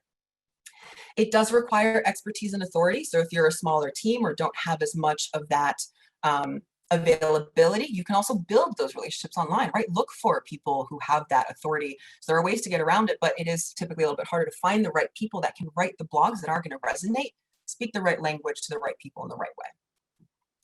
So for the purpose of today, because we're all still inbound, we're going to look at best practices for SEO specifically. Starting with, it's not just keywords. Keywords are nothing without context, and it will not help you rank higher on Google. And so Google does prefer content to be longer. And there's a whole blog about how the longer the longer content actually does help with getting more backlinks, right? Because cat videos are only so effective, right? You have an image, you have an ad, it's only so effective. It's not very sticky. But the longer that your content is, then the more that you're answering related topics, really expanding and pushing my education, pushing my experience with, what I'm learning about what you can help me with, about your products and services, the more it's solving my challenges, the more likely I am to refer it and say, hey, I have one brand, and then I'm going to relate to you and link back to your website because you also help my customers. You help me, you may also help my customers. So those backlinks are going to be much more effective at the higher word count. So those blogs are going to be really, really important. Larger content also on social media gets more shares. So yeah, people are going to share a quick blurb, poem, whatever. It's not going to be as sticky, but the longer ones, the ones that especially, if you think about it, the more that we share, the more that in some cases, if you're sharing lots of trash, then you can get unfollowed, right? And that's something that I think a lot of us did last year, start to unfollow some people. So the more that we see that you're, sharing memes or stupid kind of things, especially on LinkedIn, that's going to be a really, really big one. And actually, most of this is Facebook and LinkedIn. Then the less likely I am to follow you, to read your content, and to look at it in the future. Versus if I know that, like Lindsay, for example, she only shares super relevant content. It's always written by some Fortune 500 CEO. It's got so much great content in it. I love that stuff. So and I know that everybody else at HubSpot is going to love it. So yeah, then I'm going to share it and say, hey, friends, this helped me. This may help some of you, right? So those longer investing in that blogging is going to have more ROI in the short term and in the long term, both in terms of shares, driving that traffic to your website, and keeping them engaging on your site. And again, where possible, doing something good is going to help you to build more of that social momentum as well, right? Getting those shares, those likes, getting picked up by somebody like Oprah, right? All those things that typically are mostly for doing something really positive and putting some good out there. Do you even blog, bro? So good SEO, you can do it. You can do SEO without blogging. It's going to be a lot harder. It's going to be a hell of a lot harder, right? Because it's missing that story. I mean, you don't have the story. It's harder for you to know where to take it next. And what is going to be that next question? What is going to be the next most relevant thing for me to proceed with this, with the story, with the messaging, with the value that I'm offering? So good SEO is going to be much harder without a solid content strategy. Blogs, great example of good content, right? They're evergreen. They never stop working for you. The more that you have, especially the more that you're building out your own blog strategy on your site, the more that you're backlinking internally as well to related topics, help you rank higher as well. Those related and interlinked blogs, the reason why it helps you rank higher is because Google then understands that you not only understand this one topic, but also all these related topics as well. So I know Google's sole purpose is to fulfill user search intent, right? That's why so many people use Google, because the results are really good typically. They understand my behavior, they understand what I'm looking for. So the more that you can show Google that I understand my customers and they're gonna engage on my site, they're not gonna bounce, and they're gonna click through more pages, that's good for Google, right? We all win together. So if you can help Google, they'll help you. Just like, with HubSpot, we're only as good as our customers are. If our customers are succeeding, then we're succeeding. So the more that we can help you succeed, the more we'll promote you, and the more that helps everybody. So the more your content aligns with that user search intent, the higher you will rank. So what is that search intent? So really, it just means that it's the main goal of what that person is trying to solve for with their search. And that's really all that Google is there for. It's fulfilling, well, sure, they have phones and Google Chrome and all the other things now, but really, they started with fulfilling. They got really, really good at understanding what people are looking for, right? And how they're engaging with you. So many types of search content can be informational, can be commercial, can be navigational, transactional, right? And you can even start to think about how is your content answering all those different questions? Like, is it just, what are the directions to your office? How do I do X, Y, Z with your products or services, right? If I have your app, what are my FAQs, right? How can I access those? Anything else that could be, what's the difference between? How do I work with you? Where are you located? What's the best, right? Thinking about all those different ways that could be fulfilling those different sorts of search intent, whether it's just gathering more information about their challenges, your products or services, or if it's to, I definitely am looking for a commercial partner and I need to choose between one of these two differences. So it's looking for, who are going to be the best partners for me in my area. So a really good way to do this is Google yourself, not just Google yourself, but Google your topics, Google your content that you're, either already writing about, but look at the questions that people are asking, look at the titles of the blogs, because typically the titles will actually answer the questions. So you can kind of reverse engineer what your customers are actually asking. And if you see that there isn't a lot of search results for, especially organic results, like typically I'll see something like Forbes, right? That comes up because they have a lot of great content and they're of course going to be ranked very highly, but the businesses aren't always up there. So sometimes you have an opportunity to get hyper personalized and hyper specific and even beat out something like Forbes because you're going to expand on a particular topic and own a particular area of those keywords through your related content. So the best way to do this effectively is to show Google that you really understand that pillar and cluster model. So the pillar page is the main hub of content for overarching topic and multiple content pages that are related to the same topic link and link back to the pillar page and each other. So it's your backbone and you have all your vertebrae, or basically your spine and your vertebrae are those topic clusters, right? And everything links back to each other and back to that central nervous system. So the topic clusters are a group of narrowly focused interlinked web pages that tie back to that broader pillar topic. And so the more that your topic clusters are interlinked, the higher you'll rank on Google. So visually speaking, so the more internal placements, the more you're going to be seeing more traffic coming from Google. And so we saw great results in weaving our own content strategy together. So this example is all coming from HubSpot 10 years ago when we were looking at how to reorganize our blogs, our content and everything online. So a lot of it came from just looking at how are people engaging and how they're moving through our site.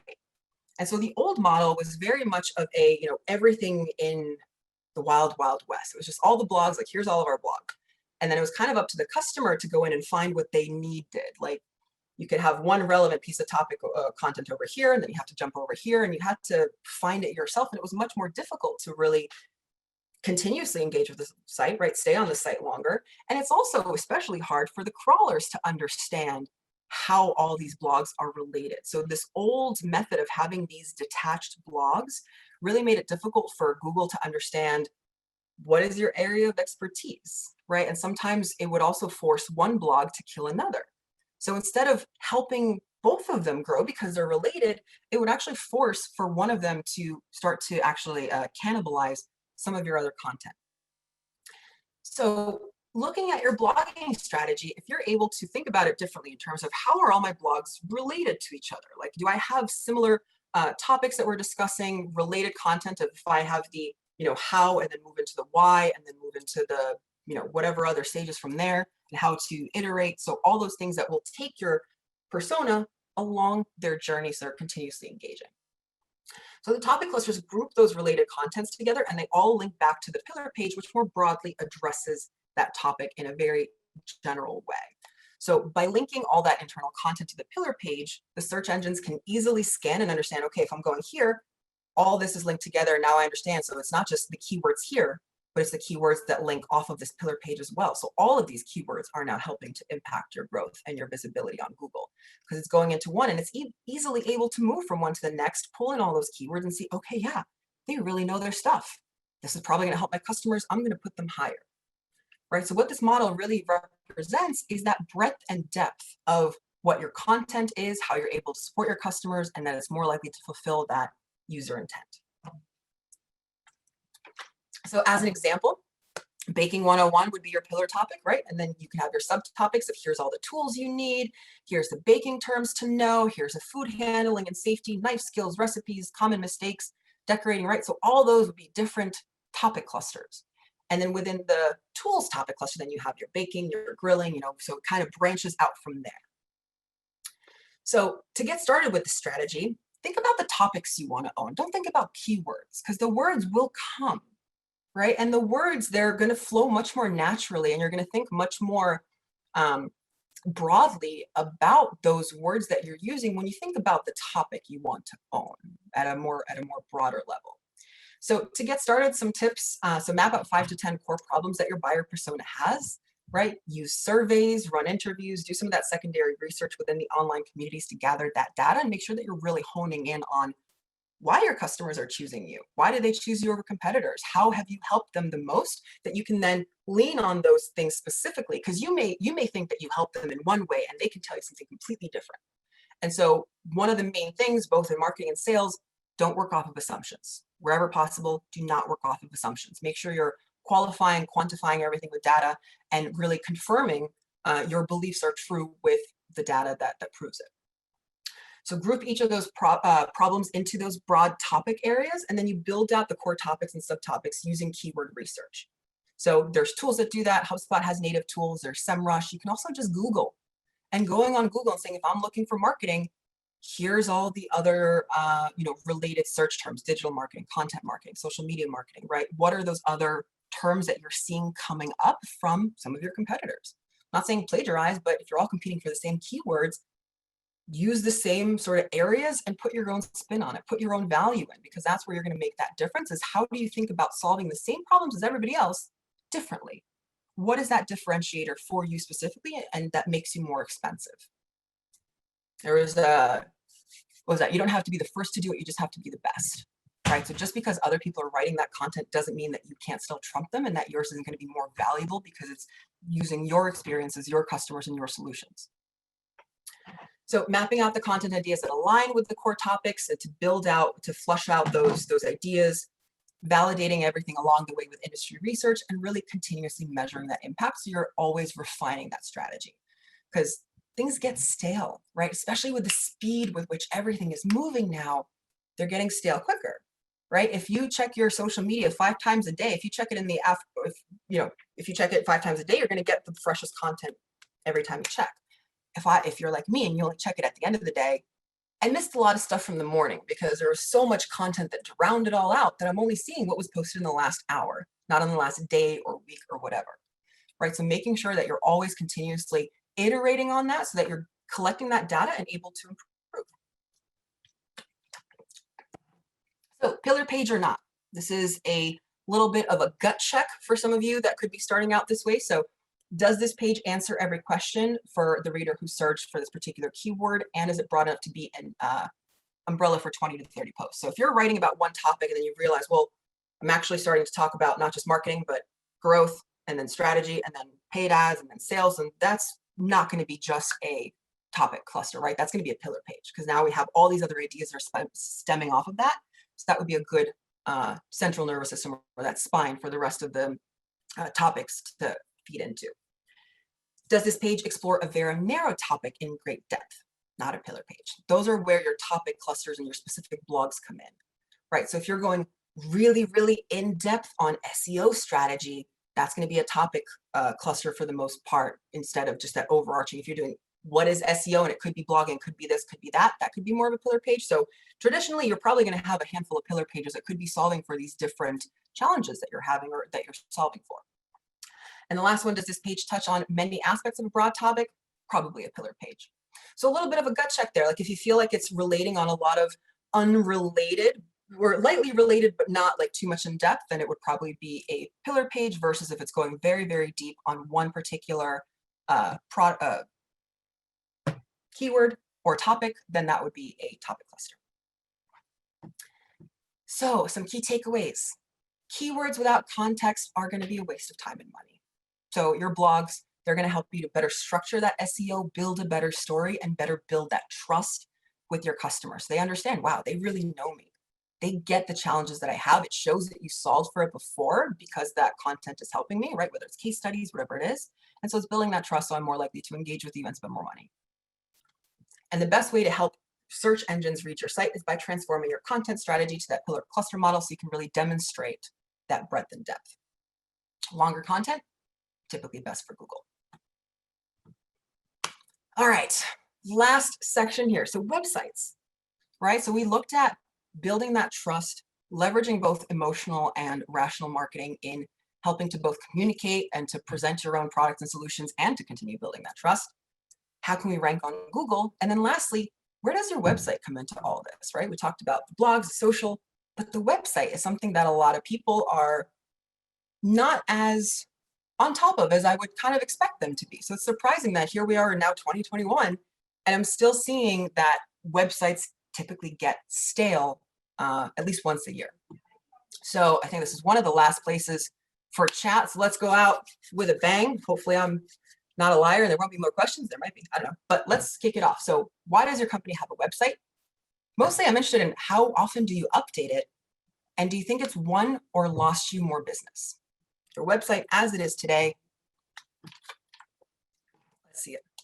How often are you updating? And that's really the main one that I'm curious about. Is it yearly, every 5 years, once a year?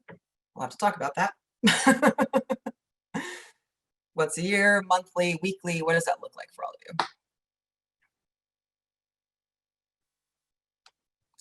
you? I gotta have that like Jeopardy waiting music ready on command. Website is our main source of information for stakeholders. I update every page at least annually, audit quarterly. Okay, at least annually, audit quarterly, good. See some other ones. Yeah, but main source of information for stakeholders. So my question back to you, Danelle, would be, how often does the information change, right? Is it the same? Are you telling your stakeholders the same thing that was important to them last year or the year before? Or has that changed in how you're thinking about your strategy as you move forward? Definitely want his business. I've done a lot of work in the last 3 years. I've been with the org. Fantastic. New content throughout the month. Perfect. Yep. And also that's another point too, is not just new content. So writing blogs is great, but also like the core website, like your home page, your banner, right? All those, not just optimizing, which is also important, optimizing those conversion paths, but also just looking at when I walk into your website, what is that first page? And so a website should be a center of your ecosystem. Yes. So 6 minutes, we should be able to get through this. So I get a lot of, a lot of this, oh, well, we get a lot of referrals. Our website isn't all that important. Nobody goes to our site. It's more of a formality or a brochure site. People call us, right? Everybody just calls us. They pick up the phone and they give us a call, good old fashioned way. Probably I would expect a lot of that's changed in last year, because what we saw from HubSpot stats is that people are calling less and less, right? You got your dogs, your babies, your cats, everything. It's harder to get on the phone, whereas people are engaging more now with live chat and conversational bots, right? So we're seeing more of that as well in different forms of engagement. And guess what? A lot of that's coming from the site. So why is having an outdated site dangerous? Yeah, dangerous because it'll lose your trust, right? That example that I mentioned where we had Somebody reached out to me on Instagram, but the logo didn't quite match, and I didn't respond because that just seemed so fishy to me, that the logos were just so slightly different that it felt like it was a scam. So I didn't respond to that. It also looks like you don't care if your website feels outdated, if it's not intuitive, if it's not mobile responsive, if there's not, if it's not easy for me to convert, like if it takes more than a minute for me to find a way to, a minute is too long, it takes more than 10 seconds for me to find a way to call you, contact you, buy from you. If it takes more than that, then it's not really optimal, right? Our attention spans are so short, right? So even that minute, those extra 50 seconds can make all the difference if I need to look for your buy now, call now, contact us, it's too long. It should be everywhere, right? That should always be very easily, readily available for me to convert and to work with you. And it looks like you're behind on the times too, right? So why, as thinking about your customers, right? If you don't care, why should they, right? Even on airplanes, they tell you the plane may be going down. You put on your own oxygen mask before helping others. Nobody wants to work with a failing business. Nobody wants to work with a company that is behind the times, not as engaged, that are, putting everything into their customer. It sounds like it's a good thing, right? It sounds like it's a good thing of, we put everything into our customers. We don't care about ourselves. The cobbler shoes, right? We have the worst shoes, but our customers have the best shoes. Well, that's great. But long-term, I want to be sure that you're going to be there next year and 2 years from now. Because if I like working with you, your success is my success. So that's great that you're putting everything on me, but what if you go out of business? Then I'm on my own, right? So any company that I work with, I want to be sure that they have what it takes to stand with me and to help me grow, not just this year, but next year. So the more that you're engaging with your site, the more showing your customers that they can trust you and that you care about yourselves and them, because you need to be there for them in the long term. So leading things that decrease trust, one of the things in here, so not having your SSL, that's a really big one. Google will really hurt your rankings if you still don't have that. Not having your reviews, your website outdated. So all these being more old school, before everything that we covered in the beginning, these things are still factors, right? So the Edelman Trust Barometer looked at more of those high level, but even if you do everything else great, and if I come to your website and it's outdated, all that other work you did and, your DI&B and building up your content and everything else can fall apart very quickly. So a lot of this shift is really coming from thinking differently about what your website is to you, right? And kind of shifting that, shifting that thinking about it, right? And how you're using it, how it's helping you grow. So it's not just a business expense. We need to have a website and nobody uses it, but we have it. No, it's your growth investment. It's your best salesperson. It's not just a digital brochure. It's a product with a wide impact. Especially, this part is especially important, is that if you want that long-term, if you want that flywheel spinning, think about how much more you can engage with your customers after they bought. Can I open a support ticket? Can I talk to your chat from your site? How is your site a part of your products and services that is providing more value for your customers long after they bought, right? And we never work off of assumptions. We work off of data-driven decisions. So a lot of this now is shifting that culture into being more of that, your website is your growth investment, it's a product, and it's going to help you make better decisions with the data that it gives you. So it should be updated constantly. You're doing your marketing campaigns, whether it's weekly, monthly, it's not redesigning your whole website. It's changing a banner. It's matching the email campaign that you're sending, talking about your upcoming webinar with the banner on your website that's talking about your upcoming webinar, right? Things like that, that it's more related, that if I see your content on social media or on my phone through text or wherever else, and then I come to your website to confirm that this is legitimate, that it's all going to match, right? So little changes like that you can be consistently thinking about in terms of not just optimizing those conversions, but also matching that messaging. So it's a living, breathing representation of your brand, and really it's your number one salesperson, right? You want to make sure your best salespeople, you're not limiting how much you pay them. So you really shouldn't be limiting how much value you can invest in your website, because it's not only going to be your best product, your best sales rep, but also your best product. So it should never be as a bad investment to put more money into your website strategy and continuously thinking about iterating. And a good website is going to impact more than just your marketing, right? It's not going to be just your brochure. It's going to help support your sales, your HR, your support. It's going to be that post-sale conversion where, this is where marketing is typically falling. We attract and we convert. where's everything else, right? The website can be that education center, can be, here's how to best use our tools. Here's where we do our onboarding. Here's your dashboard, right? Here's our advocate program. Think about how you can continuously build more into the product that is your website, train up your best salesperson, give them more resources, so they're going to be driving you more qualified leads and better conversions, better reviews, helping you grow. So we'll move past the Q&A here. Sorry, I hope you have less than 5 more minutes here for the last couple of slides here. So what emotions did you experience in your previous rebrands? A lot of the time, it's a lot of stress, right? Rarely are people all that excited about, yay, we get to rebrand our website, we get to rebuild everything. Usually it's a lot of frustration, a lot of stress, overwhelming, uncertainty. And a lot of the time it's because it's, you do it once every 2 or 3 years, it can go over budget and always run late. But the problem there is people think that they need to have everything ready out the gate instead of just a minimum viable product and that you iterate on as you grow. So it's not just your business focused strategy, really thinking about your customers and treating it as a launch pad, because your website isn't going to be one and done and we're going to touch it once a year. Nifty, we're going to talk about that. So it's not just one and done and we're going to touch it once a year and that's it, but it's how can we continuously make sure that we're adding content, tracking the conversions and optimizing that so you can have a website launched in the matter of a couple of months, right? And then just build on it as you grow, but then people are going to be at least having a place to engage with you. So 42% of marketers only make impactful improvements to their website once per year. So traditionally, you kind of have this, you wait a couple of years, you have a 6-month redesign, and wait a couple of years. So what you really want to be doing is continuously scaling and iterating all the time. So continuous improvements in little bite-sized chunks. It takes a lot of the stress out, right? You're not leaving a year's worth of dishes for the minute before it's due and Thanksgiving and everybody's coming over. It's like, nah, you're doing a dish a day. And then come Thanksgiving, you have everything ready to go. So you're always ready to receive your customers and to help guide them for what they need. And that's really what will help accelerate your marketing and your sales teams to grow more exponentially and really scale up instead of just grow.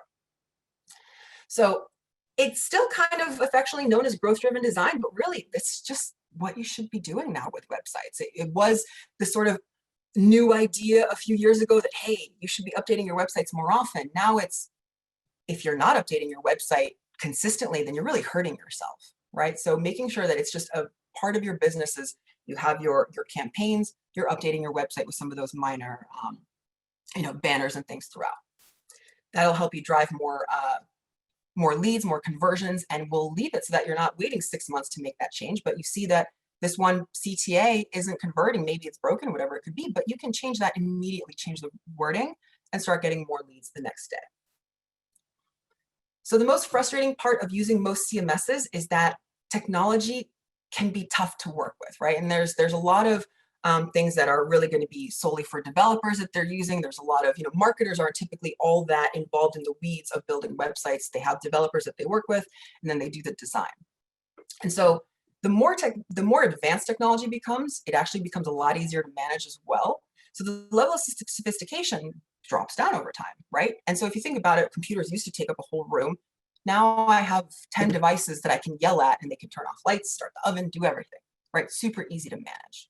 And so that's where Hubspot last year, just a little Hubspot plug, we launched our CMS hub last year. And so it was really that solution for how can we disrupt the experiences of what a lot of these other CMSs are doing not as great because it just becomes so difficult and they're focusing too much on, if you want a really complex CMS where you can do all of this, the local development, your SEO tools, all that, that it's going to require that you know how to code, that you can do all this more really complex sort of work.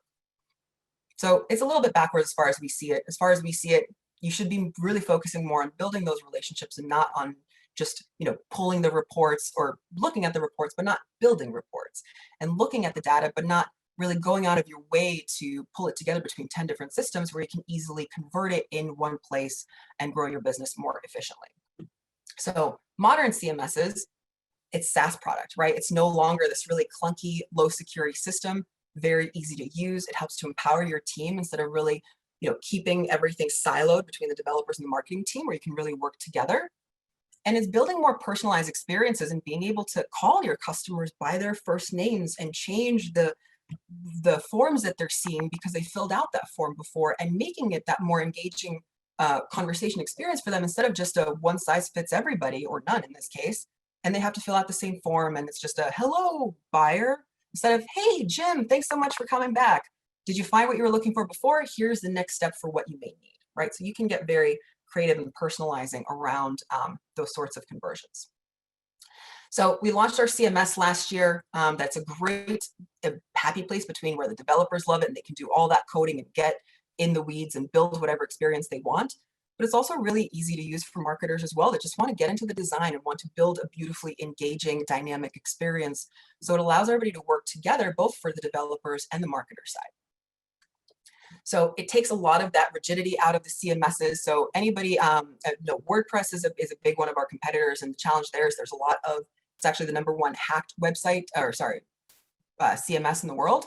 So it is a lot of business, but anybody that's looking to have a really secure, engaging experience, that's looking for, maybe CRM, marketing automation, the CMS that we offer now is a really, really great solution for those marketers that really want to take control and be able to update their websites on a weekly basis without breaking your backs or stressing out or pulling out any hair over it. So we have a couple levels at the professional and the enterprise, which will add some additional features. And of course, this is where anybody that has other questions about HubSpot specifically, please do reach out to Nifty, to myself. We can help to qualify and help to make sure that the inbound strategy and the HubSpot solutions may be a good fit for what you're looking to do. It sure does make a lot of these changes really easy. So things like your blogging, your SEO strategy, your website strategy, it does make a lot of that much easier on the day-to-day. So I'll end it there and we can open it up for some Q&A. Sorry. Oh, I haven't. Give me just a second.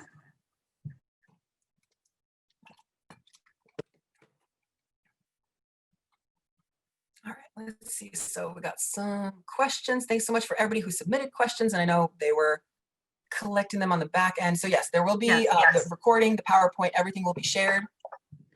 And I don't know why I have an echo. So here's what I'm going to do. Oh, did it go away? It went away. Okay, there you go. I do have 5. I have 5 in here that I've kind of taken some notes on. And actually, the first one's not really a question. It was a comment that came in, and I thought it was something that you might speak to at the beginning. They said, it's been interesting. We have started to create personas for certain product categories of our target customer. And when it's a younger target customer, we have wanted to take more B2C approaches, even though we sell B2B. So that wasn't a question, but it was a comment that came in, and I didn't know if you had any feedback or anything to add to that. I'm gonna assume it probably, if there wasn't just like, because it's, I mean, yeah, at the end of the day, not even just with the younger generations or millennials or whoever, part of me almost always leans to just think about everything as being B2C, because the people that you're working with are people. They're customers. They represent a business organization. So at the, technically, yeah, you're working B2B, you sell to companies, you're not selling to individual people that don't have a business, but you are selling to the personas, you're selling to the people that have those challenges. So in some sense, it's always going to be B2C because it's the people, but the B2B is going to change, the level of importance, how you're positioning things, and maybe just being more prepared with the technical resources that support the fact that other people may get involved. So if anything, it's B2C to C to C to C, because you could be working with the person, the marketing, the sales. So it's a lot more. Well, right. Yeah. And if it is B2B and you're starting out with a human, remember, you're starting with one person. And so it's like knocking on the door. I mean, somebody's got to let you in before you can get to that point. So I appreciate you commenting on that. So this came in also when you were talking about the PPC versus SEO. And I'm gonna go through it and let you kind of answer. There were a few questions within one, but it's, would you say PPC is hard to get the correct targeted audience? If it's broad, you get more impressions, and some of this you address, but if it's broad, you get more impressions, but a higher bounce rate. If it's more targeted, it may render less return. Best practices on finding the balance, especially when your products use broad terms to describe them. I know you talked about that quite a bit, but that is one question that came in kind of in the middle of that. So I don't know if you had anything to add. Yeah, it was interesting because it actually came up the other day where when we're looking at our PPC strategy and all that sort of growth that we're investing in the long term, a lot of it is only going to take you as far as your budget can. And most people don't actually they look at their margins. So a lot of people are like, well, we have, 50% margin, but they're not looking at their cost of acquisition and how much they actually spent on acquiring that customer.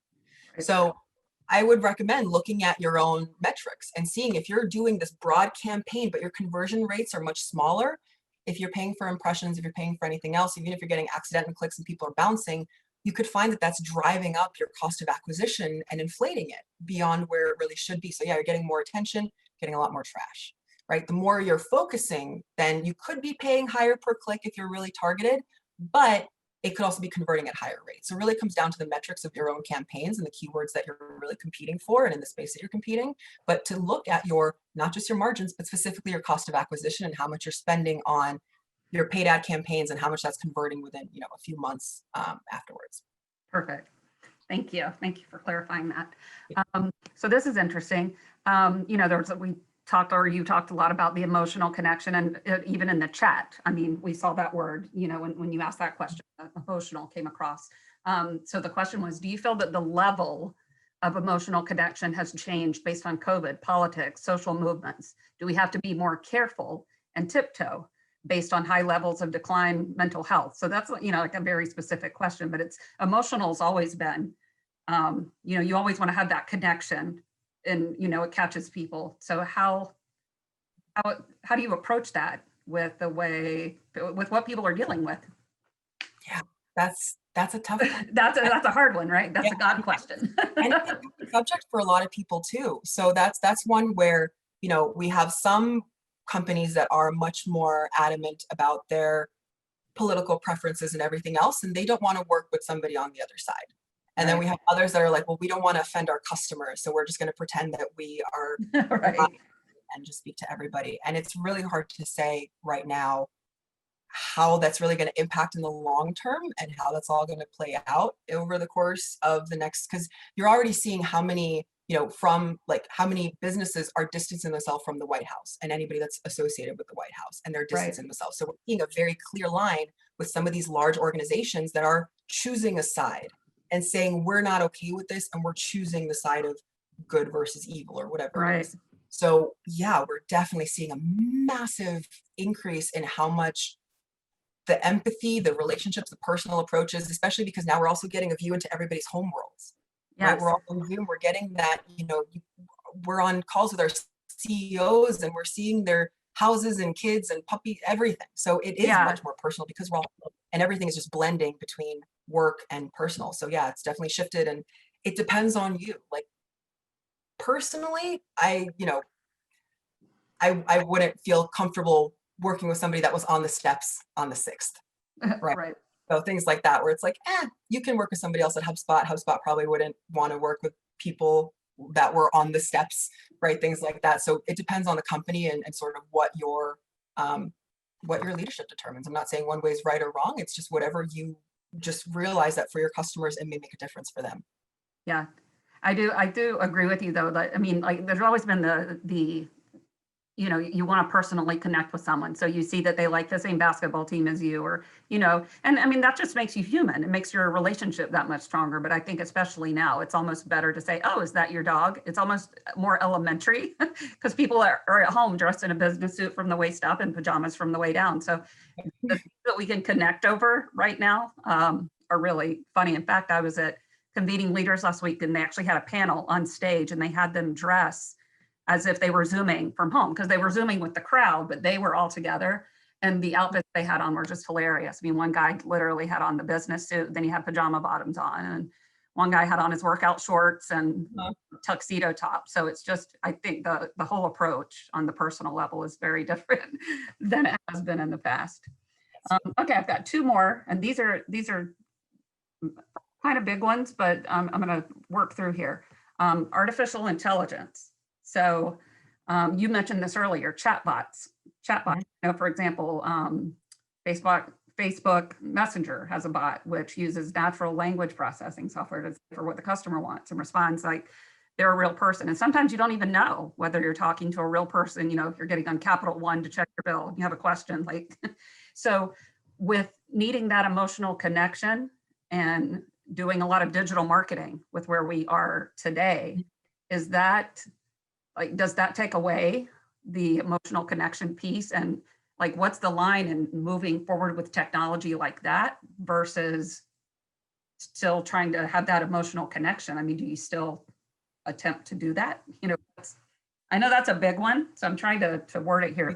That's a great question. And that's what a lot, and it's a really important one, is, you know, I work with so many companies that no matter what the data says, that 150% of people are engaging, or sorry, you're engaging 150% more with chat now than before COVID. So even looking at metrics like that, like, well, we want to have personal, we want to be that professional personal experience. And my answer to that is there's, you know, you have two different, let's simplify it, two different kinds of people primarily. You have the people that want to talk to a person and have more questions and really want to engage with you. And you have other people that have a quick question and they just want to either qualify, disqualify, but they're busy, right? So where, and I can't speak to specifically like what other chatbots do. I just know the HubSpot chatbots. So first of all chatbots are still going to be programmed by people. So even when you're building out your chat flows and you're saying this is the question you ask first, then you ask this question, it's still a person that's thinking through that on the HubSpot side, at least. So I don't know on Facebook, but so you're building out like, here's typically how these conversations go, and this is what we need to be able to qualify of. Can the bot help you and send you that resource from the knowledge base because you have a simple question and this is just support and you want to just find your answer and move on? Or do we need to open a ticket? Do you need help from a salesperson? All those other things. So with the bots, you can do personalization and targeting as well, right? So you can call them by their first name if you have that information already. You can personalize, you know, the different bots that pop up if they're a customer versus a prospect, do different things, qualifying them. Like before we route you to somebody to speak with in sales, please answer a few questions so we make sure that we're putting you with the right person, right? Qualifying like that. And again, also at least in HubSpot, a person can take over at any time. So somebody chats in and you catch it and you're like, oh, it's a salesperson, or they were looking for sales. I take over immediately and start to move them towards the sale. So I wouldn't discount bots just because you think that it's going to be a bad experience, because guess what? If people really care, they won't talk to the bot. They'll call you. If they have time, if they don't have screaming kids or dogs, they will call you if that's what their preference is. But for a lot of us, it's, you know, I want a quick question. I want to, you know, set some time. I want to book a meeting for Tuesday when I have time. Not right now, for Tuesday. The bot can do that. I don't need to talk to a person to book a meeting, right? So things like that, you're just helping to solve more, and it's yourself helping to solve more problems in less time, more efficiently. So all in all, it's going to drive a lot more good and better customer support than hurting your, you know, anybody saying, oh, they didn't personalize it. No, they helped you. You help them back. Well, and I think you can use fun language too. I was, you know, one of the, I don't even know what I was on the other day, but it was a bot that was answering my questions, and it wasn't just like, hello, how may I help you today? They were like, hey, what are you doing? It's a Wednesday. Are you happy? It's almost like, that's literally how it started. And I was like, oh, hey, bot, like you have a personality. And when it couldn't answer my question, literally said, hold on, I need to get a human companion because this is above my pay grade. Like they made it super fun. Awesome. I like that. Like you're actually talking. I'm like, I love this little robot. He's so friendly. Like, you know, you have to remind yourself it's not a real person, but it you know, it makes it personal. Yep. So last question here. Speaking of personalized, let's see, they gave an example here. So the way Netflix and Amazon tailored their recommended products or movie titles. So, you know, you watch something and it'll say, oh, here's something else that you might like. Like it's almost like it's reading your mind. And this is back to kind of the, not AI, but a little bit. How do you personalize? Because people want personalization. So, you know, people don't want to see generic email blast, you know, and especially if you get the same one every week and it looks exactly the same, you kind of skip over it. I mean, I know I'll put them in files. I'm like, I'll go back and read that. And then I never do because they look the same. You see them, they're filtered out.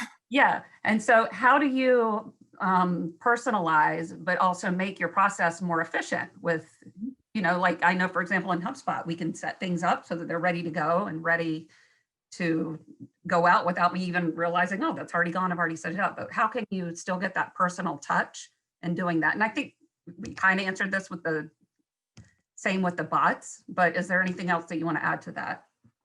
The more advanced technology becomes, the easier it becomes to use. And it solves for a lot of those very basic fundamental things of wanting to be human, even though robots are taking over some of the work. So a lot of where, like in HubSpot, it's the personalization tokens, right? The more data you collect about your customers, the more you can hyper personalize the emails, the subject lines, the content that they're seeing. So it's even gotten to the point where, again, in HubSpot, we have this thing called smart content, which is dynamic completely. So if you have two different lists of customers versus prospects, you're doing one email campaign for everybody, you can change the CTAs, the images, the text to respond to being different for customers versus your prospects, right? So instead of saying, call your rep, to say, talk to somebody today, right? Something simple like that. So a lot of the tools, and I'm sure we're not the only ones doing that either. So it's just a matter of what that strategy is.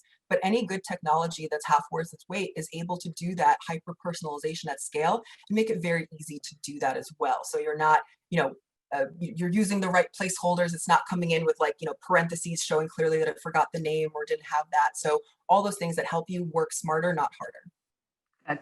Well, perfect. I think that's actually a good, representation of what HubSpot can provide. And I know you even mentioned some competitors in there. So, this was amazing. I'm getting a lot of feedback from people that, of course, they want to know if this is available afterwards, which it is.